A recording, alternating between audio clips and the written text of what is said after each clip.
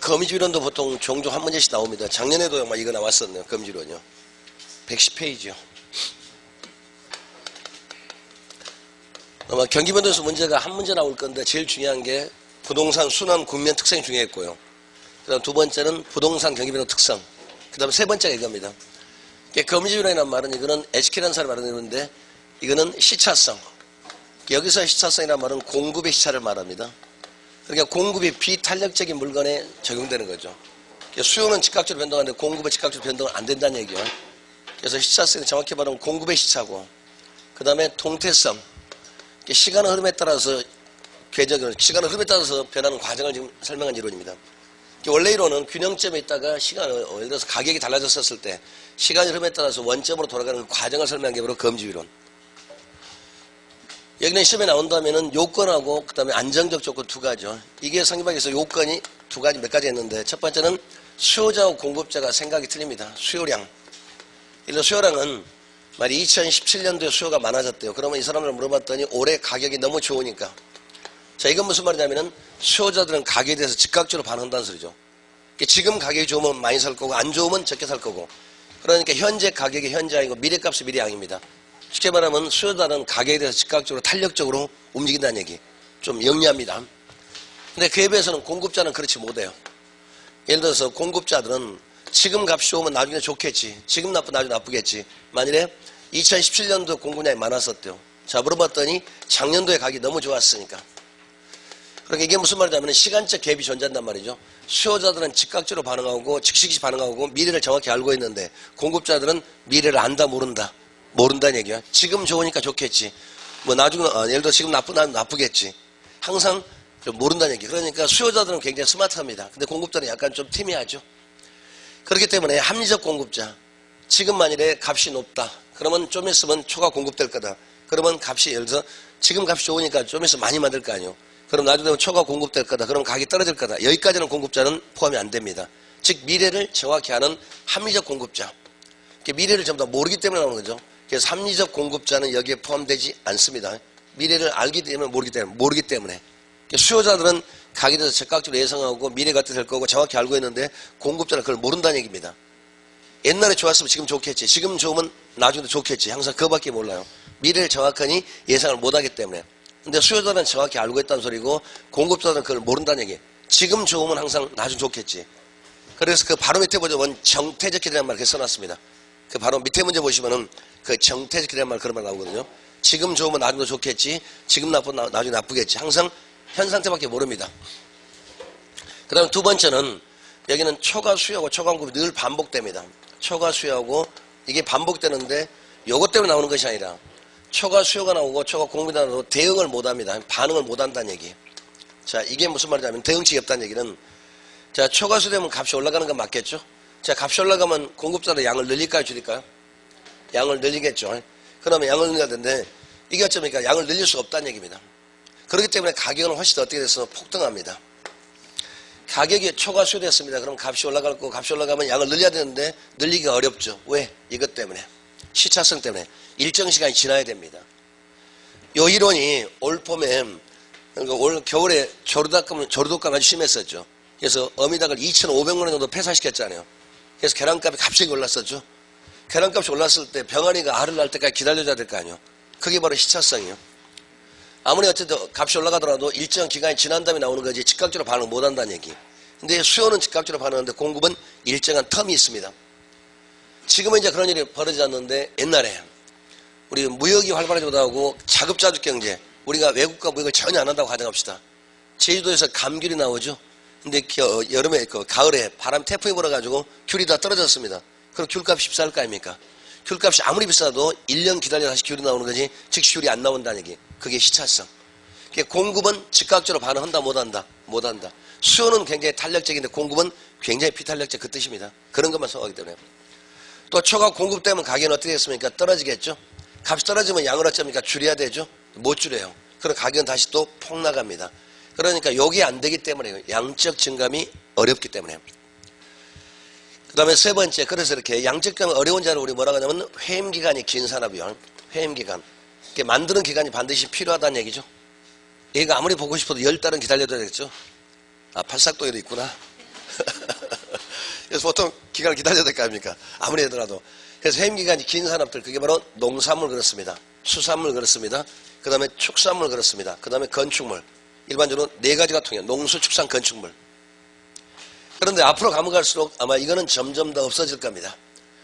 우리 한 몇 년 전만 보더라도 김장철만 되면은 배추값 파동, 예를 들어서 마늘값 파동, 고추값 파동 늘 나왔었죠. 요즘 왜 안 나올까요? 그죠? 이게 수입 자유화되기 때문에.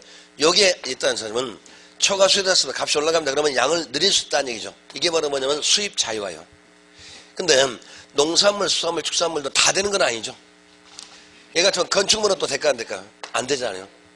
농산물도 과거에 안 되는 것들이 있었습니다. 거미줄에 저기 안 되는 게 오이값 파동 못 들어보셨죠? 배추값 파동 들어보셨지만 고추값 파동 들어봤지만 오이값 파동은 없었죠. 수산물에서 혹시 장어값 파동 들어보셨는가요? 없잖아요. 그건 양식이 가능해서 그랬었어요. 조절이 가능하다는 얘기. 우리 오이도 비닐하우스 가능하잖아요. 그게 가능하기 때문에. 그러니까 양적 조절이 가능한 애들은 그게 통하지 않습니다. 다 통하는 것이 아니라 농산물 전부 다 통하고 수산물 전부 다 통하는 건 아니죠. 그런데 지금은 가면 갈수록 점점 이거 없어집니다.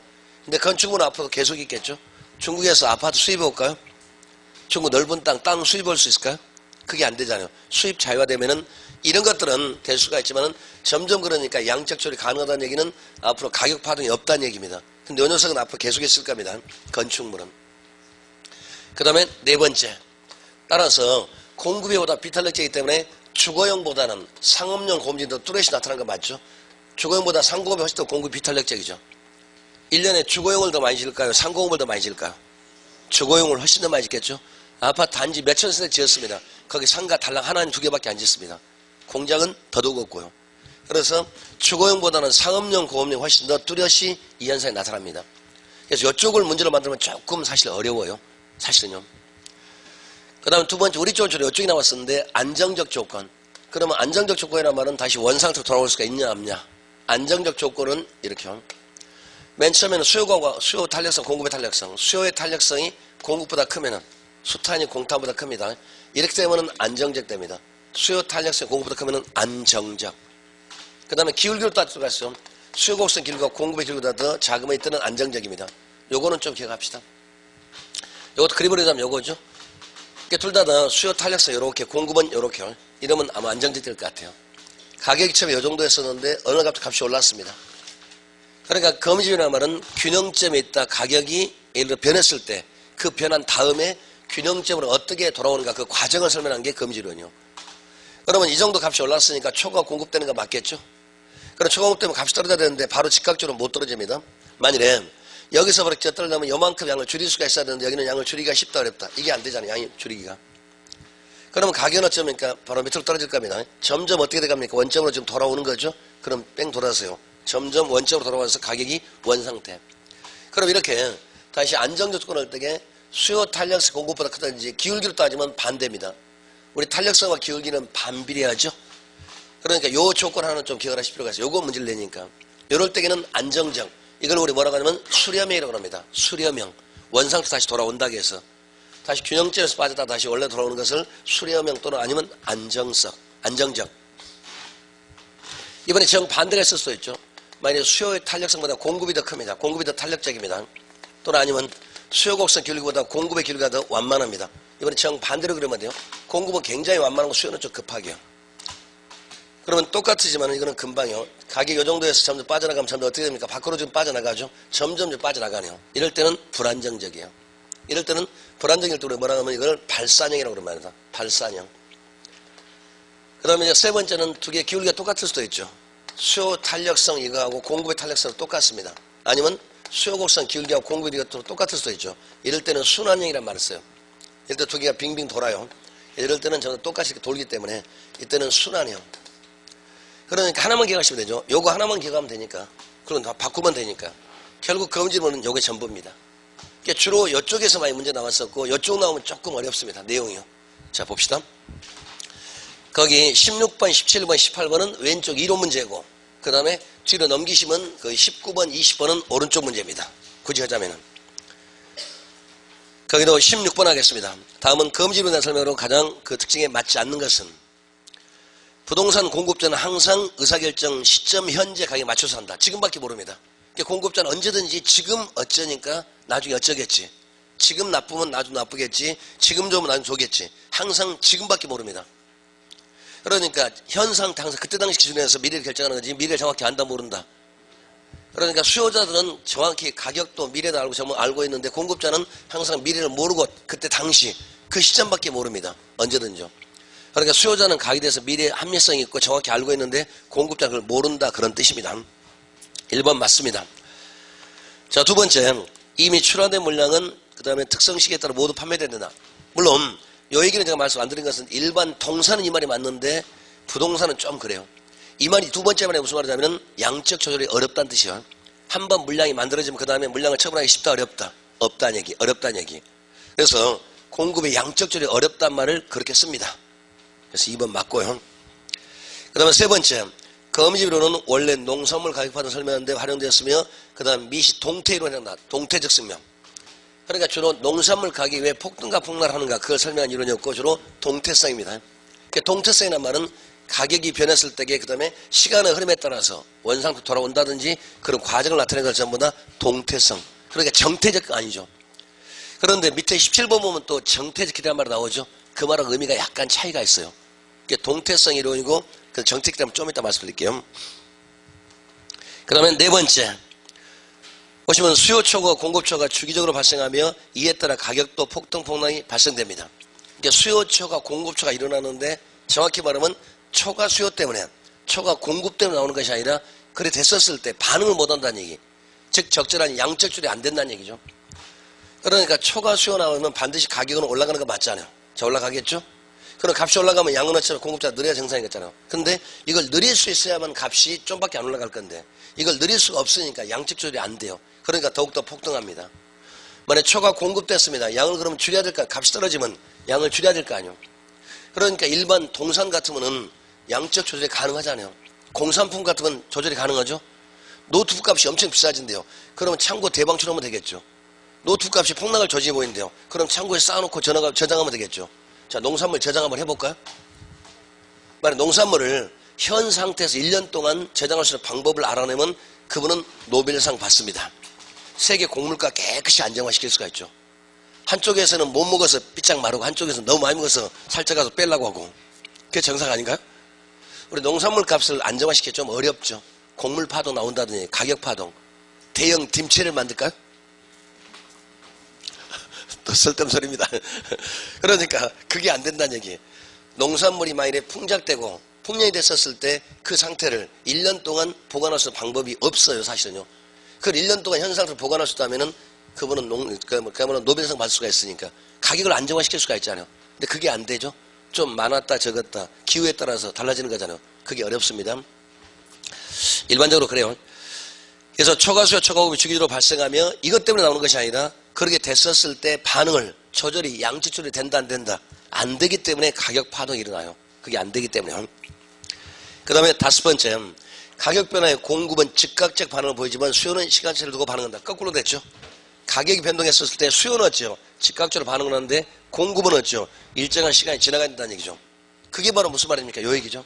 수요자들은 지금 값이 좋으면 지금 양을 많이 얻고 적으면 어쩌고 항상 같은 시기 같은 양입니다. 언제든지 그때그때 알아요. 그러니까 수요자는 지금도 알고 미래도 알고 정확하게 안다는 얘기. 근데 공급자는 그걸 압니까 모릅니까? 모른다는 얘기. 항상 지금 좋으면 미래가 좋겠지. 지금 나쁘면 미래 나쁘겠지. 그죠? 항상 지금밖에 모릅니다. 현 상태밖에 모르기 때문에. 그래서 수요자는 조금 가격에 합리성이 있고 굉장히 즉각적으로 변하는 건 탄력적인데 공급자는 조금 약간 멍청하다는 얘기입니다. 지금 좋으면 나중에 더 좋겠지. 항상 지금밖에 모르기 때문에 그런 얘기요. 그래서 답은 5번이 맞습니다. 5번이 지금 틀린 말이죠. 그 다음에 오른쪽 18번 하겠습니다. 거미집 모형에 따른 부동산이 관련되는데 옳은 것은 거미집 모형은 수요자와 달리 공급자가 언제나 의사결정이 이루어지는 시점 현재 시장 인도로 반응을 전제로 있는 모형이다. 그렇습니다. 그러니까 수요자들은 지금도 알고 미래도 알고 정확히 알고 있는데 공급자는 언제든 지금밖에 모르죠. 지금 상태 언제든 그때 당시밖에 모릅니다. 지금 값이 좋으면 나중 더 좋겠지. 지금 나쁘면 나중 나쁘겠지. 항상 이렇게 기대한다는 얘기예요. 항상 현 상태를 기준으로 해서 평가하는 거지 미래를 정확히 모르기 때문에 그렇습니다. 두 번째는 부동산을 비롯한 농산물과 같이 수요의 시차가 아니라 공급의 시차입니다. 수급의 시차, 공급의 시차. 그러니까 공급이 비탄력적인 그런 물건에 적용이 돼요. 그러면서 농산물, 수산물, 축산물 이런 것들. 그러니까 공산품 같은 것은 공급이 굉장히 탄력적이죠.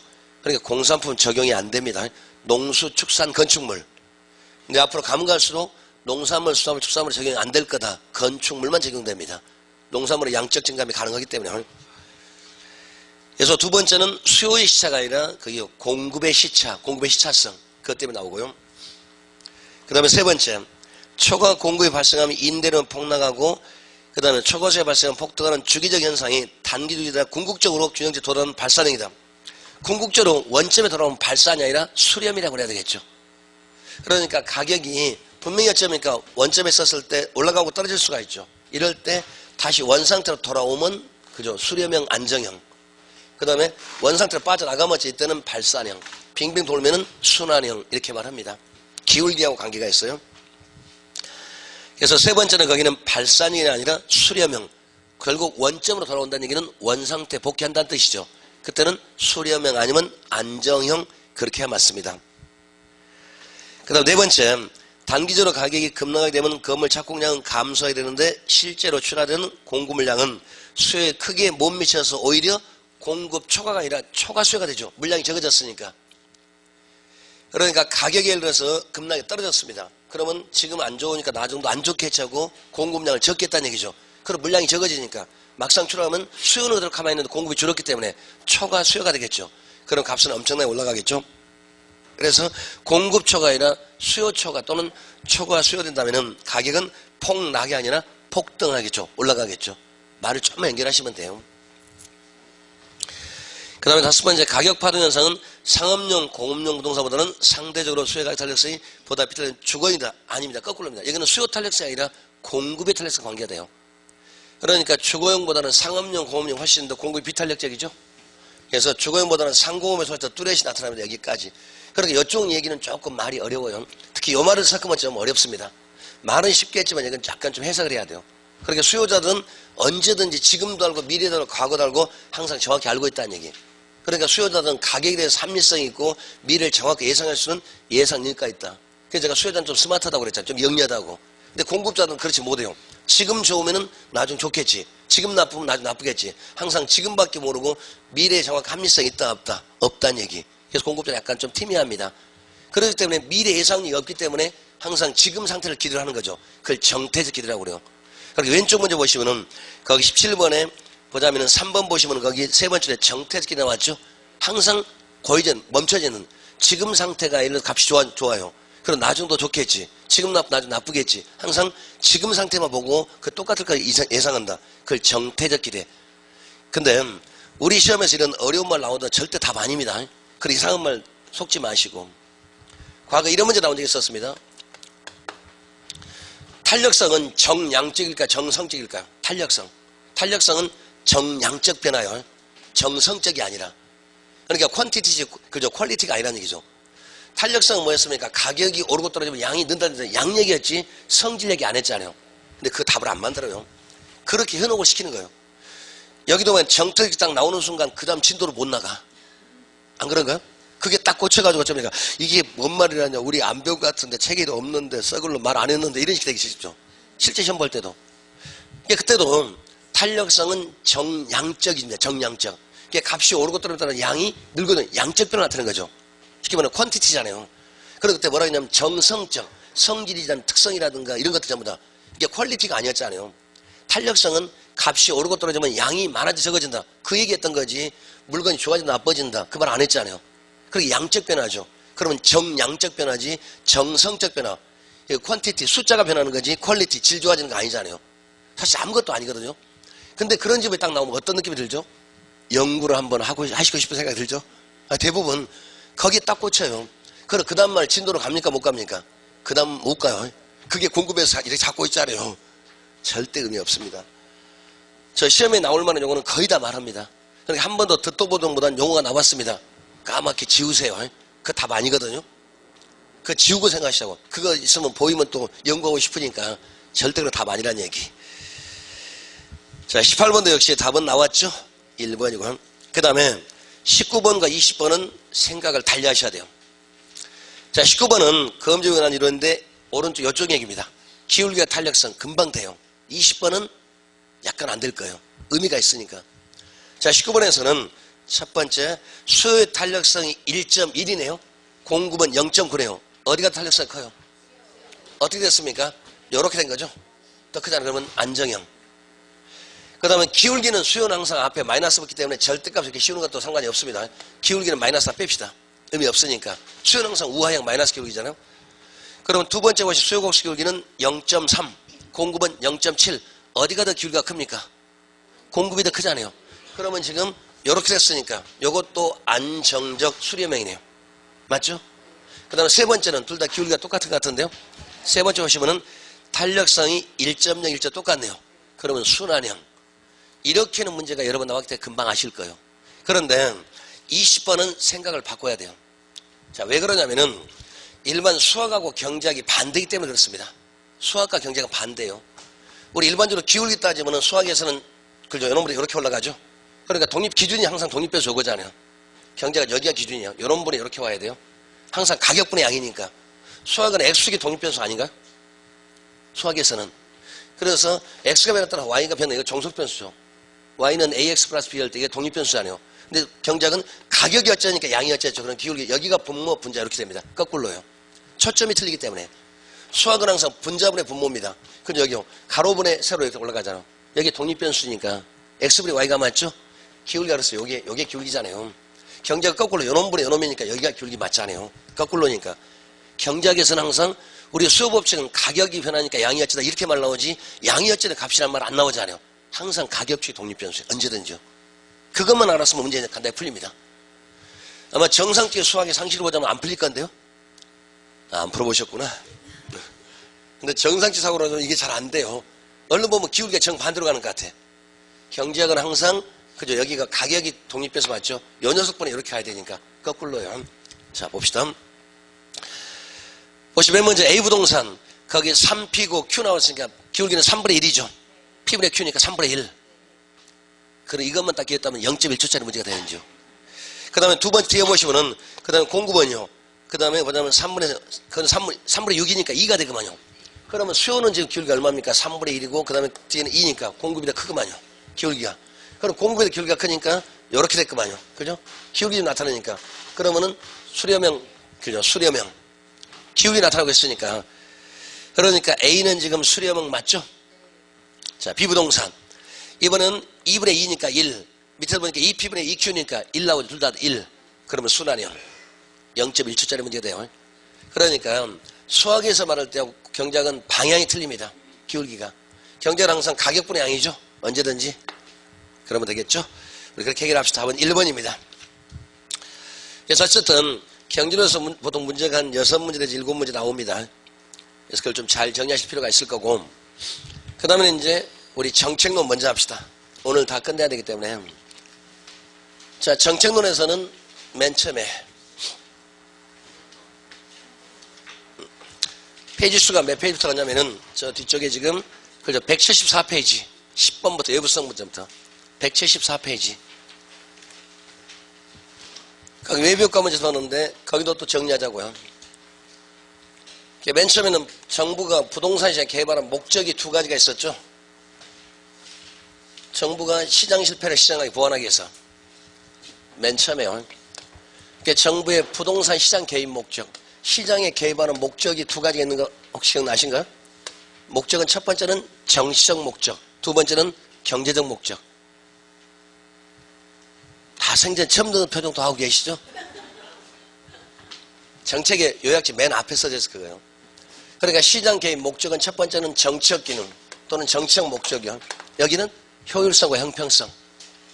자, 효율성 요소도 있고 또 아니면 형평성 이 두 가지죠. 이거 말고 또 다른 거 있을 수도 있지만 주로 효율성 아니면 형평성입니다. 그 다음에 두 번째는 이번은 경제적 목적. 그러니까 정부가 시장에 개입하는 목적은 크게 봤을 때 정치적 역할을 할 수도 있고 경제적 목적이 있을 수도 있고. 그러면 경제적 목적에서 뭐였습니까? 시장 실패를 보완하기 위해서. 시장 실패 보완요. 시장 실패를 수정하기 위해서. 그래서 시장 실패 종류가 원인이 5가지가 있었죠. 시장 실패는 부동산 시장의 특이한 특성, 불안전성. 두 번째, 그죠? 정보의 비대칭성. 세 번째가 외부성, 네 번째가 공공재, 다섯 번째가 규모의 경제, 다섯 가지 썼죠. 그러니까 일단 요게 지문에 잘 들어갑니다. 그러니까 시험에서는 그냥 시장계의 목적에서 정치적 기능이 뭡니까? 요렇게 묻지는 않아요. 지문사에 들어갈 거니까. 예를 들어서 그다음 용도 지역지구제는 외부 불경제를 어쩌니까 시장할 수 목적이 될 수가 있죠. 그 다음에 또 우리 같으면 분양가 규제, 분양가 자율화. 만일에 임대료 규제하고 분양가 규제는 경제적 목적이 아니라 정치적 목적이죠. 효율성이 아니라 형평성. 보조금 주는 것도 경제적 목적이 아니라 정치적 목적. 보조금 누구를 위해서? 저소득층. 그러면 정치적 목적이 형평성 될 거 아니에요. 지문사에 들어갈 거니까 이거. 그 다음에 두 번째는 정부의 개입 수단, 개입 방법. 개입하는 방법은 크게 봤을 때 세 가지가 있었죠. 이용 규제가 있었고 직접적 개입, 간접적 개입.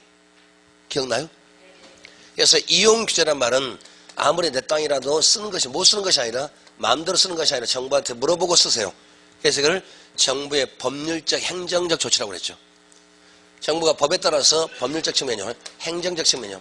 그게 법률적 행정적 조치입니다. 여기에 관계있는 것이 뭐가 있었냐면 용도 지역지구제. 가장 대표 케이스가 용도 지역지구제요. 그래서 지역지구제 여기에 속하고 그 다음에 각종 건축규제 또는 인허가. 각종 건축 규제라든가 또는 아니면 인허가요. 우리 인가받고 허가받는 거 있죠. 이런 게 이쪽 종류에. 그래서 이용 규제란 말은 땅을 쓰지는 마라. 금지하는 것이 아니라 쓰긴 쓰더라도 그죠. 정부한테 물어보고 절차 순서에 따라서 하세요. 그래서 법률적 행정적 규제를 이렇게 말할 수가 있죠. 그래서 몇 가지 종류는 좀 기억을 하셔야 되죠. 그래서 용도 지역지구제라든가 또는 각종 건축 규제라든가 또는 인허가가 여기에 속한다는 얘기. 이런 종류를 알아야만 문제를 풀 수 있어요. 요거 몰라놓으면 문제 못 풉니다. 저런 거 물어보니까. 그 다음에 두 번째. 문제 전부 다 집에서 풀어오신 거 맞죠? 전부 다 풀어오셨는가요? 아니, 풀어오셔야 돼. 풀어오셔야 뭐가 된다니까. 안 풀어오시면은 우리 효과 떨어진다니까요. 늘 말씀드리지만 풀어오시라는 얘기는 고민을 좀 하고 오시라는 소리요. 여기서 답만 맞추면 맞출 때뿐이라니까요. 답 맞추고 지나가면 어쩌니까 또 그거 내 거 아니에요. 그건 내가 고민 없이 얻는 거 내 거 아닙니다. 내가 고민을 반드시 해야 뭐가 나오는 거죠. 그게 시간을 줄이는 거예요. 우리 시험 보려면 이제 딱 60일 남았습니다. 정확히 딱 60일 남았어요. 지금도 충분해요. 하루에 그냥 하나씩 정리하는 거예요. 오늘 몇 개 정리할 거 아닙니까? 요거 매일 한번 정리 한번 해보세요. 그럼 내 거 되니까. 이렇게 하셔야 돼. 시간이 60일이 작은 시간이 아니에요. 굉장히 긴 시간이라니까요. 그래서 600일처럼 쓸 수도 있고 잘못 쓰면 6일처럼 쓸 수도 있죠.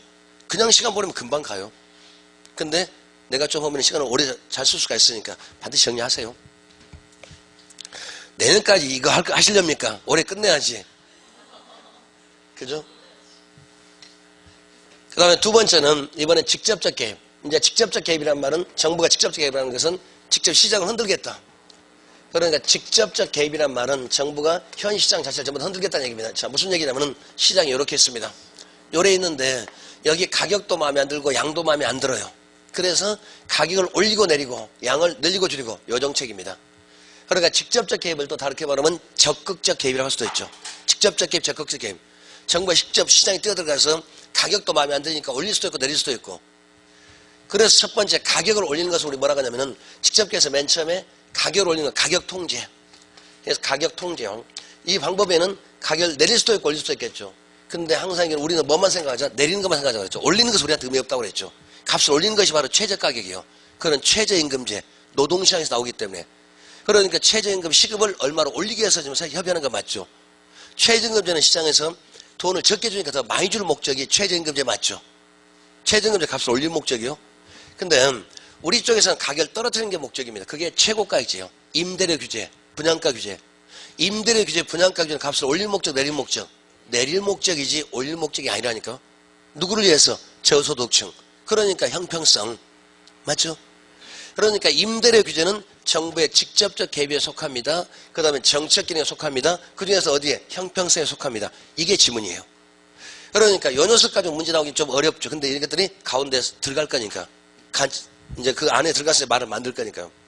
그래서 이런 가격 통제는 그리고 우리 같은 분양가 규제, 임대료 규제, 분양가 상한제 또는 임대료 상한제 여기에 속합니다. 가격 통제. 그래서 전세값 규제, 가장 쉬운 얘기가 임대료 규제 여기에 속하고요. 그 다음에 두 번째는 이번은 정부가 수요량을 늘리고 줄일 수도 있죠. 수요량 통제. 정부가 직접 수요자를 하겠다는 얘기예요. 여기 수요량 통제는 가장 대표적 케이스가 바로 토지은행제도, 토지비축제도, 토지은행제도, 토지비축제도, 공공임대 보유제도, 정부가 땅을 가지고 있겠다. 토지은행제도요. 또는 토지비축제도 같은 거. 그 다음에 세 번째로 이번엔 공급량 통제. 자, 공급량 통제는 정부가 직접 공급택하를 하겠다. 공영개발이라든가 또는 공공주택. 이거 좀 정부가 공급택하를 하겠다. 그러니까 현 시장을 보니까 가격도 마음에 안 들어요. 양도 마음에 안 들어요. 그래서 정부가 가격을 올리고 내리고 양을 늘리고 줄이고 전체를 다 들어가서 주물겠다. 시장을 바꾸겠다 그죠? 그게 적극 개입이고 직접 개입이고 직접 뛰어들어가서 시장을 바꾸겠다는 얘기. 종류 좀 기억을 하셔야 됩니다. 그 다음에 세 번째로 이번엔 간접적 개입이요. 그래서 여기 간접적 개입을 또 다르게 말하면 이번엔 소극적 개입이겠죠. 간접적 개입이요. 그래서 여기는 현 상태를 인정하면서 돈 주고 빼앗는 거. 금보조개, 금융지원, 보조금, 그 다음에 조세. 세금 얘기 나오면 전부 다 이쪽 얘기죠. 토지 초과이득세, 그것도 세금 아닌가? 그죠? 개발부담금 또는 개발부담금. 그래서 금보조개로 말 쓰는 거죠. 그러니까 이번에 파리 조치에 따라서 LTV, TTI 내리는 것은 변형시켜서 셋 중에 어디? LTV 내리고 TTI 내렸습니다. 간접적. 그게 금융지원에 속해요. 대출 안 해주겠다. 대출을 규제하겠다. 금융지원. 그쪽에 속하는 거잖아요. 됐죠? 그러니까 이쪽에서 뭘 물어보겠습니까? 여기서 물어볼 수 있는 말은 지문으로 물어볼 수도 있지만 대부분 종류를 나열해 놓고 어쩌니까 어디에 속하는 거 골라라. 이렇게 물어볼 거니까. 이거 반드시 좀 구별하셔야 돼요. 그 다음에 세 번째는 역시 제일 중요한 게 외부성 문제입니다. 외부 효과, 외부성은 반드시 또 구별을 또 하실 필요가 있죠. 외부성 문제, 외부 효과 문제. 이거 반드시 구별하셔야 돼요. 개론 정말로 쉬운 과목이라니까 대신에 내가 좀 읽어봐야 돼. 조금 하면은 그 원리가 내가 알아야 돼. 그래야 쉬워지는 거지. 그냥 쉬워지는 건 아니죠. 이건 상식 아니에요. 이건 학문이기 때문에 조금 고민을 좀 하셔야 돼요. 오랫동안 공부하시더라도 그냥 듣는 걸로만 끝낸다. 절대 내 거 안 됩니다. 들을 때는 알아요. 그것도 예만 기억나. 그죠? 내용은 모르고 예로 됐던 그거밖에 기억이 안 나. 안 그래요? 들을 때는 알아요. 그럼 내가 안 써보면은 말짱 읽어보면 또 어쩌니까 새로운 말이야. 내가 반드시 써야 돼요. 내가 써보고 정리하시고 그 과정을 좀 거치세요. 그래야 내 것 되니까. 그래야 빨리 가고 멀리 갑니다. 자, 외부성은 맨 먼저 의미가요. 외부성은 부동성과 인접성. 부동성하고 그 다음에 인접성이요. 요것 때문에 나오죠. 그 다음에 여기는 또 상호의존성. 그러니까 부동성과 인접성은 필요조건이고 상호의존성. 서로 영향을 주고받아야 돼요. 상호의존성이요. 그 다음에 무보상성. 보상을 안 해줍니다. 그래서 이 무보상성 이것 때문에 뭐가 일어납니까? 시장 실패가 일어나죠. 대가를 지불하지 않기 때문에. 그 다음에 요놈에서는 상호의존성 요 말을 잘 한번 해석해 봅시다. 상호란 말은 서로 상자죠. 둘이서 영향을 주고받아야 돼. 그렇기 때문에 여기는 맨 첫 번째는 언제든지 그저 시장 외적이에요. 그렇게 정확히 말하면 시장 바깥쪽에 있는 어떤 특정한 사람의 행동에 따라서 시장 안쪽에 있는 특정인이 이익과 손을 당하는 거예요. 그러니까 언제든지 시장 외적이 와야지 만약에 시장 내적으로 바꾸면 절대로 안 됩니다.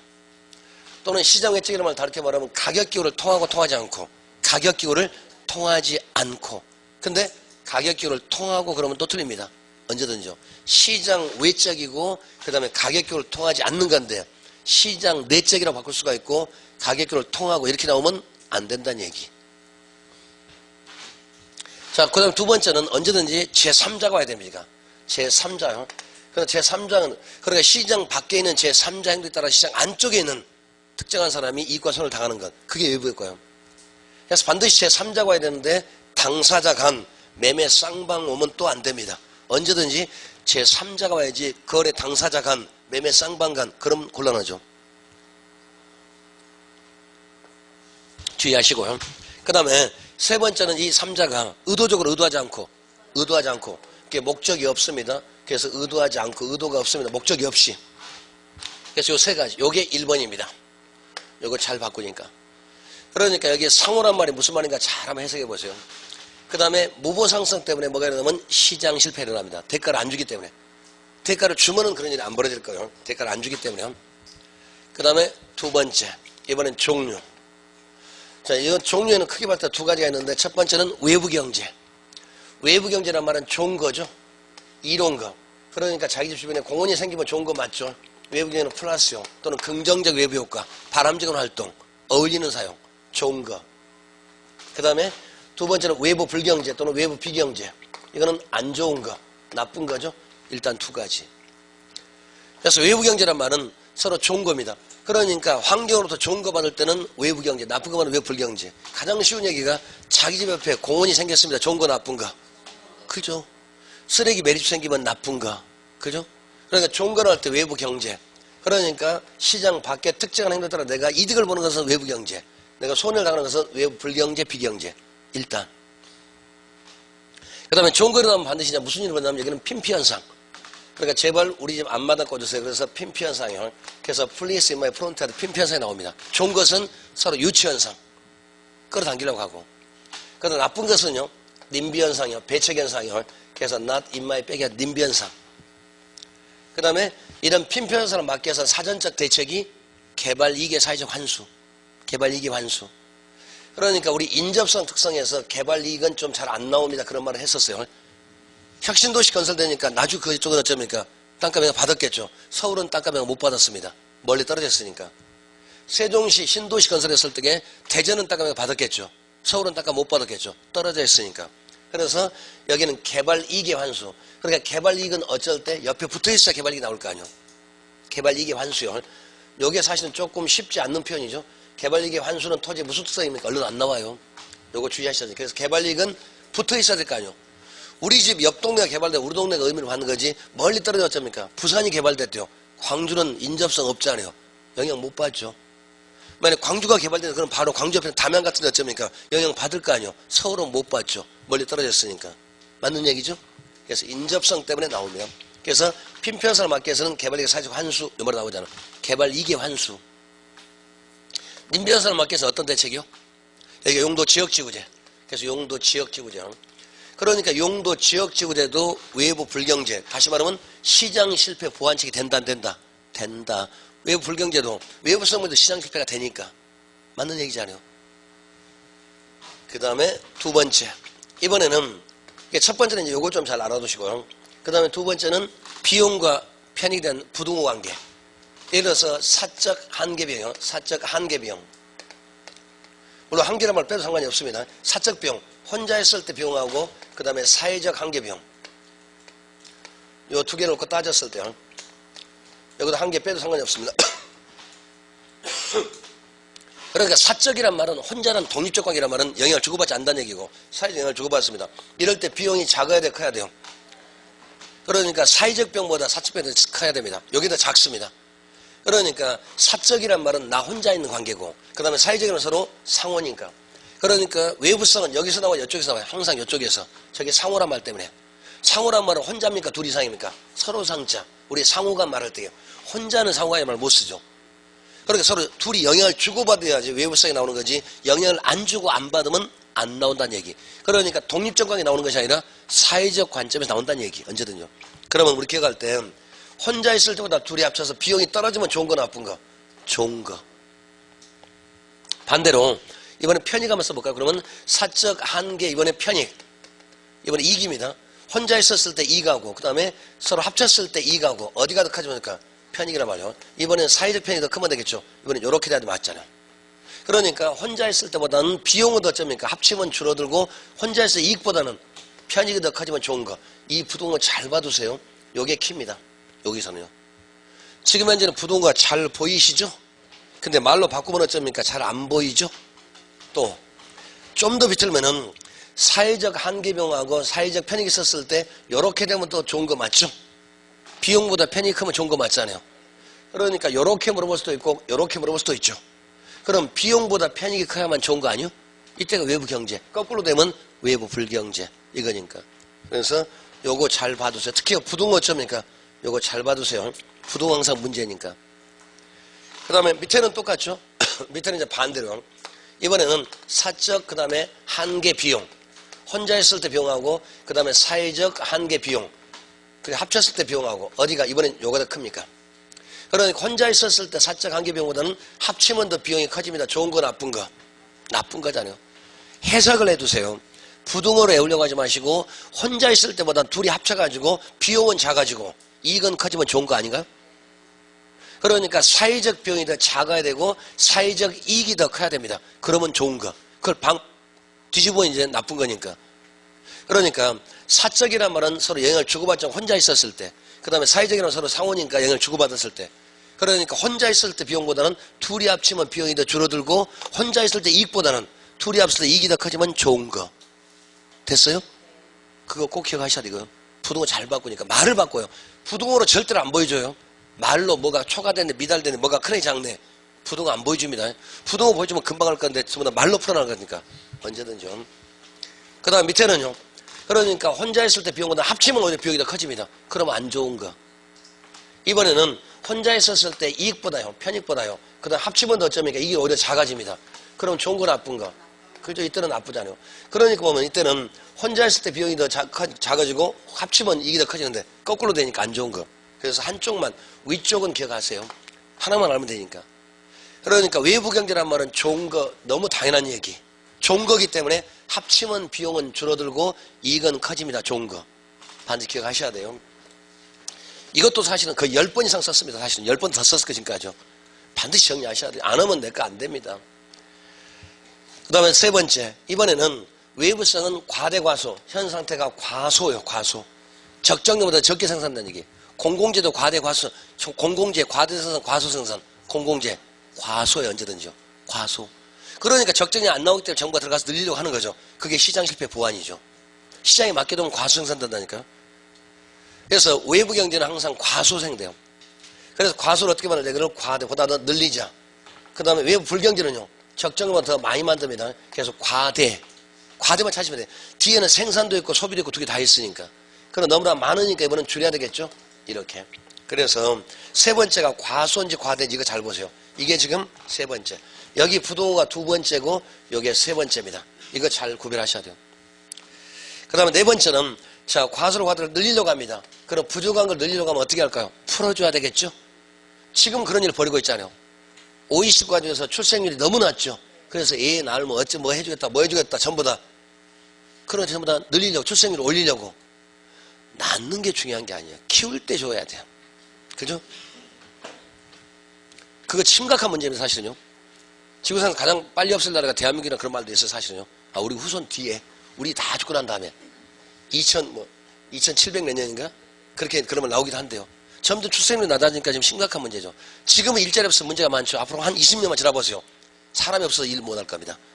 지금 일본이 지금 그런 상태가 벌어졌으니까 벌써. 우리는 일본이나 거울을 가지고 있잖아요. 항상요. 그러니까 대한민국 참 좋은 나라죠. 일본이란 먼저 모델이 있습니다. 앞에서 다 우리보다 먼저 앞서가니까 그걸 보고 대책을 찾으면 돼. 우리는. 이따 하고 우리 시험과 전혀 관계없는 얘기니까. 연속국보다 그런 게 훨씬 더 재밌지 않아요? 아버지가 이상해? 그 다음에 그러니까 자 봅시다. 과소로 과대로 한다는 얘기는 지금 부족하니까 늘리려고 합니다. 그럼 어떻게 해야 돼요? 풀어줘야 될 거 아니에요. 완화정책, 조장정책, 유도정책, 풀어주는 정책. 그래야 맞겠잖아요. 그러니까 애우는 것이 아니라 지금 적정량보다 더 적게 만들고 적게 소비하니까 늘리자. 그럼 뭐를 늘리려고 하기 때문에 그럼 풀어주고 돈 주고 그러면 될 거 아닙니까? 가장 간단한 논리가. 완화정책이요. 또는 유도정책 또는 조장정책. 그래서 어떻게 할까요? 법적 규제 완화. 그러니까 법적 규제를 전부 다 어쩌니까 풀어주겠죠? 완화시키는 거. 그러니까 인허가조건 간소화시켜줄 거고 그 다음에 세금 깎아주고 면세, 감세 전부 다 없애주고 조건을 풀어주는 거. 이게 여기 아닌가? 법적 규제 풀어주는 거. 요걸 내우시는 것이 아니라 이 말을 이해했다면 당연히 나올 수 있는 말이죠. 쭉 지금 연결돼 가는 거예요. 이거 반드시 하셔야 돼요. 그 다음에 두 번째는 이번엔 돈 주면 되겠죠. 보조금. 그죠? 돈 주는 정책. 그러니까 애 하나 낳고 어떻게 하면 뭐 해주겠다. 그죠? 출생이 되면 어떻게 뭐 해주겠다. 전부 다 보조금 주는 거 똑같은 케이스죠. 날 때 보조금 주지 말고 키울 때 보조금 줘야 돼. 대학까지 갈 때. 그러면 더 좋아. 그죠? 그래서 여기까지 이렇게. 그 다음에 여기는요. 지금 너무 많으니까 줄여야 되니까 어떻게 하면 되겠습니까? 규제정책, 억제정책. 못하게 만들어야 되겠잖아요. 규제정책 또는 아니면 억제정책이요. 그러면 여기는 어떻게 하겠습니까? 법적 규제를 강화시켜야 맞겠죠? 이래가지고 까다롭게. 그죠? 또는 이번엔 누진세, 세금 몽땅 밀리고. 그래야 될 거 아닙니까? 법적 규제를 강하게. 그러니까 이 말뜻만 알고 계시면 되잖아요. 이걸 전부 외우는 건 아니죠. 여기서 이렇게 간다는 건 요 말, 여기 또 왜 없겠는가? 여기 앞에서 오기 때문에 이걸 쭉 연결해 가면서 여기는 법적 규제 강화가 아니라 규제를 어쩌니까 말하는 건 강화. 그러니까 조건을 까다롭게 만들고 그 다음에 누진세, 세금도 그래야 맞잖아요. 그 다음에 두 번째는 벌금. 여기는 보조금 줬다고 어째 돈 뺏어와야 될 거 아니에요. 벌금, 과징금 이런 것들요. 그래서 벌금을 매긴다든 아니면 또는 과징금 매긴다든 요렇게. 여기 네 번째였습니다. 여기 이제 네 번째 정책이. 그 다음에 다섯 번째는 뭐가 움직인다. 여기는 수요가 움직여, 여기는 공급이 움직인다. 다섯 번째 이쪽은 그저 수요 곡선이 증가. 오른쪽 간다는 얘기요. 그 다음에 여기는 공급이 왼쪽으로 좌상에 갑니다. 공급이 줄어드는 거요. 이렇게요. 그러니까 뭐가 움직이는가. 요게 다섯 번째. 수요가 움직이는 공급 움직이 그거 봅시다. 그래서 오른쪽은 수요가 움직이면 요래 있었을 때 자, 가격이 요 정도에서 수요가 없어 오른쪽으로 갑니다. 공급은 변하지 않아요. 그러면 초과수요 됐죠. 값이 올라가고 양은 이만큼 늘어나는 거죠. 그래서 양을 늘리는 정책이에요. 여기는 반대로 공급입니다. 요렇게 썼을 때 요 정도 가격에 있는 공급을 위로 끌어올립니다. 그래서 요 간격 요게 바로 일종의 벌금입니다. 또는 아니면 과징금, 누진세 뭔가 매기는 거예요. 그러면 공급은 왼쪽으로 가죠. 그럼 가격은 올라가죠. 양은 줄어든다는 얘기 요렇게. 그래서 이쪽에서 문제가 뭐가 나오냐면은 시멘트 공장에 벌금을 매겼습니다. 그러면 시멘트가 비싸집니다. 그러면 건축 그 다음에 생산비가 올라갑니다. 그럼 집값 비싸집니다. 전세값 올라간다는 얘기예요. 세입자는 나쁘다. 거기까지 우리 쪽에 있습니다. 이게 전부. 그럼 여기서부터 보시면서 좀 정리를 이렇게 반드시 해둘 필요가 있습니다. 요거 이제 마지막 정리하는 거요. 요거 반드시 해보시고 자 10번 문제 또 풀어봅시다. 지금 페이지 수가 174페이지입니다. 외부효과에 대한 설명 중 옳지 않은 것은 외부효과는 기본적으로 시장 가격을 통하지 않고 발생하는 것으로서 시장 외적 통하지 않고 거래 당사자 이외자에게 제3자 그 다음에 의도하지 않는 이익을 끼치는 경우를 외부 경제 의도하지 않는 손해를 끼치는 것은 외부 불경제 됐죠? 그러니까 시장 외적입니다. 가격을 통하지 않습니다. 제3자입니다. 의도하지 않습니다. 그 세 가지 말을 잘 바꿔서 돼요. 당사자 간 하면 안 되겠죠? 그 다음에 두 번째 생산에서 외부 경제 자 좋은 겁니다. 자 외부 경제 왔습니다. 자 그러면 이쪽으로 갑시다. 요거 지금 왔으니까 외부 경제는 생산과 소비 양쪽 다 있으니까 생산 소비 의미가 없어요. 외부 경제만 찾으면 되니까 자 갑니다. 그러면서 사회적 한계 비용이 사적 비용이 미달되는 경우 맞죠? 그러면 사회적 비용이 더 그다음 사회적 비용이 더 미달되니까 요 녀석이 요거보다 더 작다는 얘기니까 요렇게 작다는 얘기 맞죠? 요놈이 크다 작다 안 나오고 그럼 미달됐다. 그래 딱 써주면 순간적으로 해석이 잘 안 되잖아요. 푸둥어 있으면 금방 할 건데 이게 뭔 소리야 또 갑자기. 그죠? 사회적 한계병이 사적 병이 미달된다는 얘기는 사회적 병이 사적 병보다 더 작다는 뜻이죠. 미달되니까 해석입니다. 그리고 그 다음에 과소. 그죠? 여기는 처음에는 요거 나왔네. 요거 나오고 그다음 두 번째는 요거 나오고 과소. 과대가 아니라 과소 맞죠? 과소 생산, 과소 소비, 과소. 자, 세 번째, 외부 불경제 나왔습니다. 그러면 사회적 한계병이 사적 병을 초과한다. 이번엔, 그죠? 사회적 병문이 이놈보다 더 커진다는 얘기죠. 초과했었으니까. 부등호 얘기 나오잖아요. 그러니까 부등호를 이렇게 써주면서 하는 것이 아니라 말로 항상 풀어갈 거니까 부등호 잘 해석할 필요가 있겠죠. 그 다음에는 또 세 번째로 보시면 두 번째에 과대 생산, 과대. 맞죠? 그럼 답은 네 번째네요. 소비에서 외부 경제 나왔습니다. 그러면 이번엔 쓰는 거니까 편익, 사회적 편익이, 즉 합쳤을 때 이익이 혼자보다 더 커집니다. 초과하니까 사회적 편익이 더 큰 거 맞죠? 그 다음에는 과대 소비, 과소 소비. 여기도 과소가 되죠. 외부 경제니까. 외부 경제는 과소, 생산도 과소 생산, 소비도 과소. 뒤에는 의미가 없고 과소만 아시면 돼. 과소가 과대인지 과소인지 과대인지 그것만 정확히 아시자고요. 외부 경제는 과소입니다. 그러면 4번 틀렸죠? 4번에서 과대가 아니라 과소. 그 다음에 다섯 번째 외부 불경제. 이번엔 사회적 편익이 그 다음에 사적 편익보다 더 작겠죠. 그래서 사회적 한계 편익이 사적 한계 편익을 초과하는 경우예요. 그죠? 그때는 사회적 한계 편익이 사적 한계 편익을 미달되는 경우. 근데 둘이 합치면 이건 더 작아진다는 얘기예요. 나쁜 거니까. 그 다음에 과대 맞죠? 이게 결국에는 뭐 나왔습니까? 그죠? 요거 하고, 그 다음에 요 두 개하고 요렇게 됐거든요. 요 부등호하고 요렇게, 요거 가지고. 그러니까 1번, 2번, 3번만 문제 됐거든요.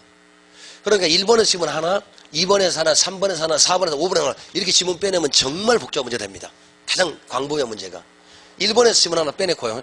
2번 하나 빼내고 3번, 4번 한번 빼보세요. 5개 딱 맞으니까. 요렇게 하나씩 빼놓으면 문제가 상당히 복잡해져요.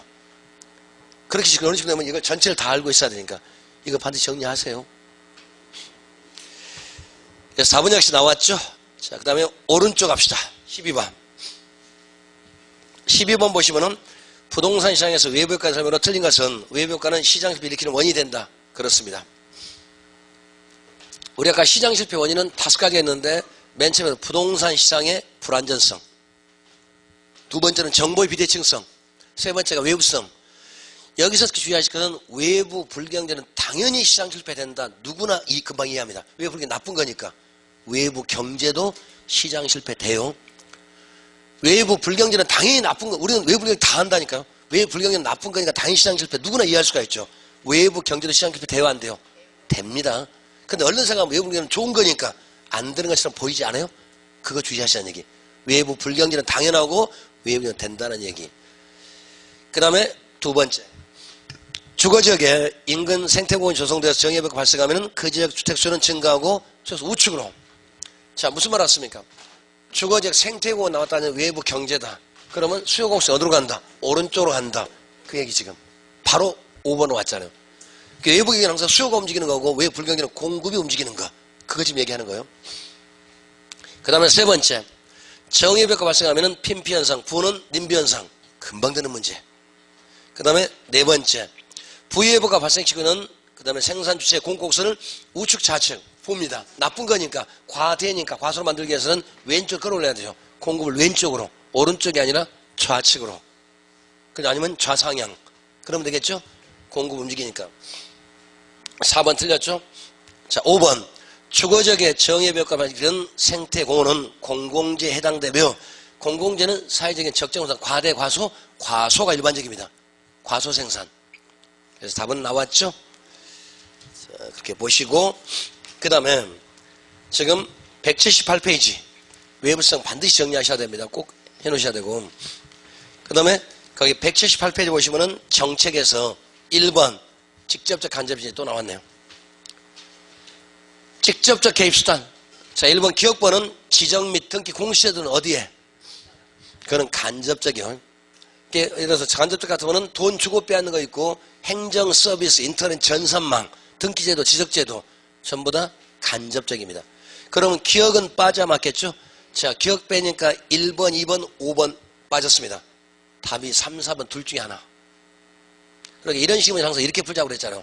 그래야 빨리 풀 수가 있으니까. 니은번 토지은행제도 직접적 개입. 그죠? 직접적 개입을 정확히 말하면 수요량 통제죠. 정부가 땅을 가지고 있으니까. 니은번은 맞습니다. 그러면 니은번 들어가는 거니까 답 나왔네 벌써. 네. 이렇게 쉬운 게 개론이에요. 아니 알면은. 그러니까 이쪽 문제는 이게 가장 기본적인 문제예요. 이렇게 물어볼 수도 있고 그 다음에 밑에 2번처럼 맞자면 지문에 끼어 들어갈 수도 있고 둘 중에 하나밖에 없으니까. 그러니까 반드시 요거 정리해야 되겠죠. 요거 정리하면 한 문제 맞을 수 있다니까요. 요거 반드시 이렇게 정리하셔야 돼요. 이걸 반드시 내가 써보고 그 다음에 조금 그저 기억해보고 그래야 의미가 있지.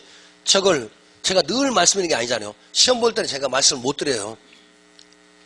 제가 가서 말씀드리면 참 좋을 건데 그럼 말씀드리면 한 15분이 다 풀 수 있을 겁니다. 딱 우리 60점만 딱 맞으면 되니까 60점만 10분도 안 걸립니다. 몇 개만 딱 불러주고 나오면 되겠잖아요. 근데 그럼 얼마나 좋겠습니까? 그죠? 그게 안 되니까. 그 다음에 세 번째는요. 공공임대주택 거기도 많네요. 그는 공급량 통제. 그 다음에 임대료 상한제, 가격 통제. 그 다음에 임대료 보조금 간접적. 그 다음에 분양가 상한제, 가격 통제. 그 다음에 용도 지역지구제, 이용 규제. 그 다음에 개발 부담금, 간접적. 된 거죠? 그래서 종류 반드시 좀 구별하지. 이거 몇 개 안 되잖아요. 몇 번만 써보시면 돼요. 몇 번만 해보시면 된다니까요. 반드시 해야 됩니다. 그 다음에 2번도 엄청 길지만은, 거기도요. 2번도 가장 어울리지 않는 것은 1번 토지용 규제가 개발 토지용제의 토지용을 사회적으로 바람대가 방해로 유도하기 위해서 법률적 행정적 규제 구성한 조치다. 그 말은 이용 규제는 뭐다? 아무리 내 거지만 내 마음으로 쓰는 것이 아니라 정부에 정해진 규칙과 절차가 있다. 거기에 물어보고 써라. 그 말. 그래서 아까 이용 규제는 법률적 행정적 규제다. 절차다. 내 땅이지만 내가 써먹고 싶어도 정부한테 물어보고 나에게 집 지으면 됩니까? 물어보고 해야 돼. 그게 건축 인허가, 건축 규제. 용도 지역주의 아무리 내 땅이더라도 정부가 이건 안 된다. 쓰지 마라. 그좀 묶을 수도 있잖아요. 1번 얘기가.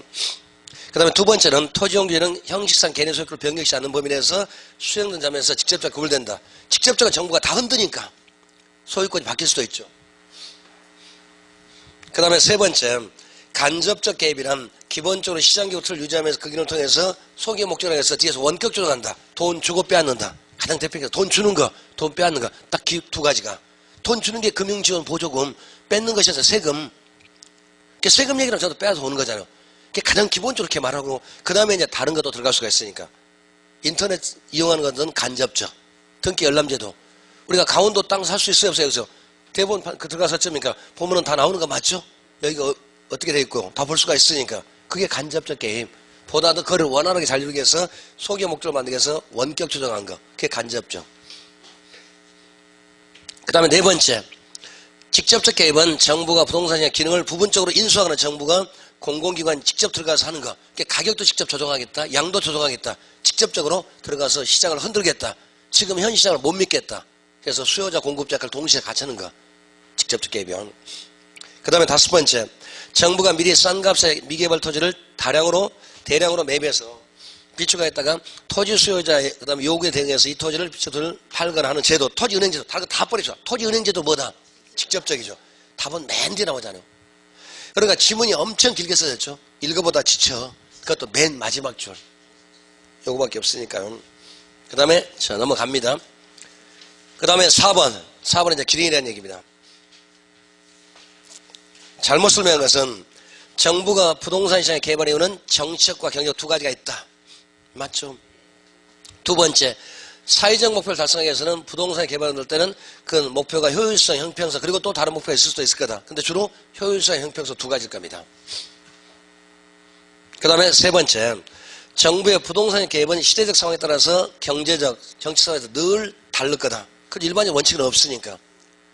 그러니까 모든 부동산은 개별성이고 지역만 틀리기 때문에 정책도 다 대전제는 똑같죠. 하지만 방법은 약간 다를 수도 있겠죠. 시대에 따라 변천하니까. 그 다음에 네 번째, 시장 실패란 어떤 요인이든 시장 기능이 잘 안 되는 것. 가격이라는 녀석이 제대로 자원 배분을 하지 못하는 것. 그러니까 시장 실패라는 것, 정부가 하는 것은 자원 배분의 효율성을 끌어올리기 위해서. 가장 큰 정답이에요. 자원 배분의 효율성을 올리기 위해서. 시장이 잘 못했으니까. 그 다음에 다섯 번째, 외부효과 문제 해결은 외부효과 문제는 어디에 속합니까? 외부효과는 여기에 속하죠. 시장 실패 보완에 속하는 거죠. 아까 시장 실패 원인이 뭐였습니까? 거기 하나가 맨 처음에 부동산 시장의 불안전성, 두 번째 정부 비대칭성, 외부성 문제. 그러니까 외부성은 외부효과는 시장 실패 원인이 된다. 아까 무보상성 이것 때문에. 그럼 정부가 들어갔대요. 뭘 조성하기 위해서? 사회적 정치적 목적이 아니라 경제적 목적이죠. 그래야 맞잖아요. 지문을 바꿔놨어요. 그러니까 외부효과 문제는 사회적 목표를 달성한 정부의 정책 기능이 아니라, 그죠? 그거는 정부의 경제적 목적을 달성한 시장을 보완하기 있는 거니까 경제적 목적이죠. 거꾸로 좀 바꿔놨어요. 제목을 바꾸면 돼. 그 다음에 밑에 보시면은 저소득자 임대주택 공급, 저소득자 임대주택 공급이 바로 정치적 목적이고 외부효과 문제가 경제적 목적이죠. 그 제목을 바꿔야 되죠. 맨 처음에 외부효과 나오는 것이 아니라 그 밑에 저소득자 임대주택 공급은 사회적 목표인 즉 형평성을 올리는 방법으로 하는 방법이고 외부효과 문제는 시장 실패를 보완한 경제적 목적을 이루는 방법이다. 이렇게 하면 맞잖아요. 이해하신 거죠? 제목이 바뀌었어 아무튼요. 그러니까 외부효과는 정치적 목적이 아니라 경제적 목적이고 시장 실패 보완이니까 맞죠? 그 다음에 저소득자 임대주택 공급은 그죠? 정치적 목적에서 정확히 말하면 형평성이잖아요. 이해되신 거죠? 틀렸습니다. 그 다음에 좀 쉬신 다음에 용도 지역주의 하러 갑시다. 좀 쉬어갑니다.